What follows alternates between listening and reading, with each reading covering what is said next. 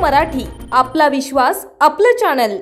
महेंद्र थोरवे यांना महायुतीची उमेदवारी मिळाली तर सुधाकर घारे बंडखोरी करत महाविकास आघाडीकडून निवडणूक लढणार का? रायगडमधील कर्जत विधानसभा मतदारसंघ सध्या मितीला चर्चेचा विषय बनला असून या मतदारसंघात आघाडी विरुद्ध युती असा वर्चस्वाचा सामना न दिसता युती विरुद्ध युती असा वर्चस्व प्रस्थापित करण्यासाठी सामना दिसून येत आहे।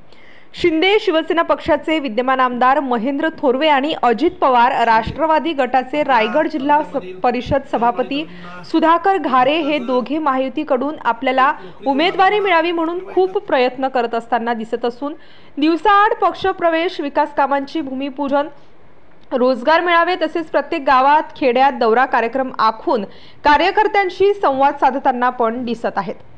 परंतु जर महायुतीच्या नेते मंडळींनी विद्यमान आमदार महेंद्र थोरवे यांनी मतदारसंघात केलेली लोकोपयोगी विकास कामं आणि त्यांनी मागच्या निवडणुकीत मिळवलेला विजय या सर्वांचा विचार केला तर ते विद्यमान आमदार असल्याने त्यांना प्रथम आमदारकीच्या उमेदवारीसाठी प्राधान्य महायुतीकडून मिळालं तर सुधाकर घारे हे महायुतीला अर्थात आमदार महेंद्र थोरवे यांना मदत करणार की बंडखोरी करून युती धर्म न पाळता मशाल किंवा तुतारी हाती घेऊन महाविकास आघाडीच्या माध्यमातून दुसऱ्या पक्षातून निवडणूक लढवणार का, हे येणाऱ्या काही दिवसात चित्र स्पष्ट होईल।